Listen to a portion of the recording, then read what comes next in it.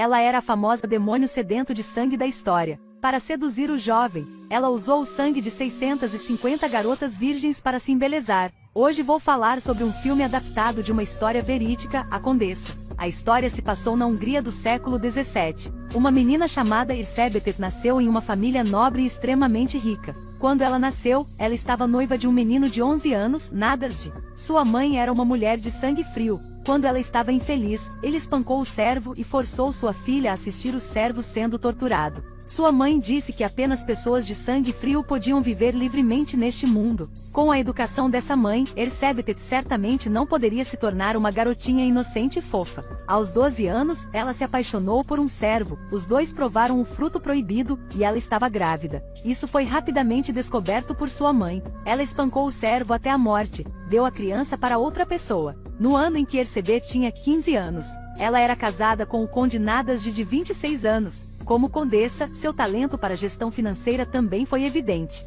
Os ganhos foram todos calculados em baús. Nadasd era uma pessoa extremamente violenta. Ele confiou na luta para construir sua carreira. O casal contribuiu um com o outro. Tornou-se a família mais rica da Hungria. A maioria dos nobres pediu dinheiro emprestado a eles, até mesmo o rei devia dinheiro a eles. Mas não muito depois, Nadasd adoeceu e morreu. Erzsébet entendeu que após a morte de Nadasd, muitas pessoas não se atreveram a confrontá-los antes. Secretamente assumiram toda a riqueza que tinham. Portanto, Erzsébet colocou seu filho aos cuidados de parentes distantes. Ela ficava na Hungria. Como esperado, muitas pessoas começaram a mirar na fortuna dela. Todos eles tinham intenções ilegítimas. Afinal, ela era a viúva mais bonita e rica da Hungria. Houve um conde chamado George que a abordou durante a festa e a pediu em casamento. Erzsébet pensou que sua linhagem não era nobre o suficiente, então ele recusou. Inesperadamente, apaixonou-se pelo filho dele. Istvan tinha 20 anos, tinha um corpo forte, aparência bonita.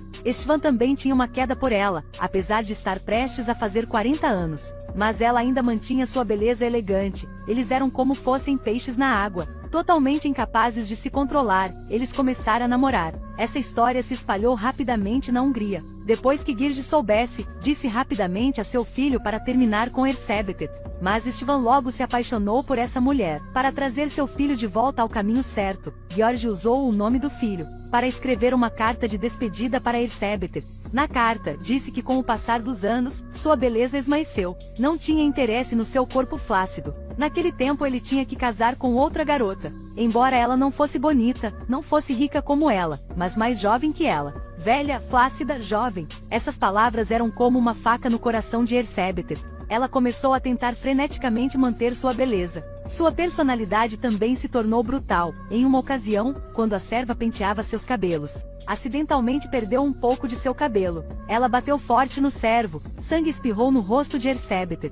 Quando ela se acalmou, olhou no espelho e começou a escovar os cabelos. Descobriu que o lugar que antes estava salpicado de sangue tornou-se extremamente liso. Ela tirou as bandagens coloridas do servo. Começou a limpar no rosto. As rugas no rosto começaram a desaparecer. Além disso, a pele começa a ficar macia e lisa, assim como um ovo recém-descascado. Depois de saber que a empregada era virgem, ela presumiu que isso era efeito de sangue virgem. No início, ela apenas coletou as bandagens de todos para usar. Mais tarde, porque ela não tinha o suficiente, ela começou a massacrar as garotas ao seu redor. Para não desperdiçar sangue fresco, ela criou uma máquina. A lâmina afiada cortou a pele da menina. Havia muito sangue fresco fluiu para a máquina, ela parecia estar possuída por um demônio. Fosse de manhã ou à noite, aplicava sangue fresco no seu rosto. A bruxa Ana disse a ela para parar, isso tudo devido aos seus efeitos psicológicos. Não só a pele não melhorou, mas também o corpo cheirava a morte. Para Erzsébet, esse aconselho foi extremamente chocante, ela ignorou as palavras de Ana.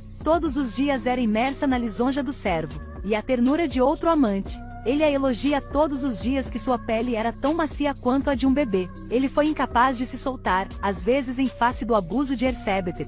Ele também considerou um tempero para fazer amor, não estava com ciúme. Ele era um amante dócil. Erzsébet ficou extremamente satisfeita com isso. Gradualmente, a quantidade de sangue de que ela precisava aumentou. O desempenho não era tão bom quanto antes. Ela sentiu que era porque o sangue das garotas do interior era muito sujo. O efeito era tão ruim, só o sangue de garotas nobres era puro. Ela começou a pegar garotas nobres. Ela até anotou quantas garotas ela tinha matado em um caderno. Um dia, o servo trouxe a esposa de Istvan. A relação de Istvan com sua esposa não era nada boa, eles não se viram havia vários anos. Embora Ersebetet nunca matasse as garotas casadas, ainda usou uma faca para derrotar o inimigo. Inúmeras garotas desaparecidas tinham chamado a atenção do rei. Depois de ouvir que todas as garotas desaparecidas podiam ter sido mortas por Ersebetet, ele disse a Gergi para investigar e, se possível, obtinha alguma evidência. Ele não iria mais pagar a dívida de Ersebetet. Possivelmente usou o dinheiro de Ersebetet para financiar o Fundo Nacional. Um trabalho duplo quando Istvan encontrou Ersebetet novamente.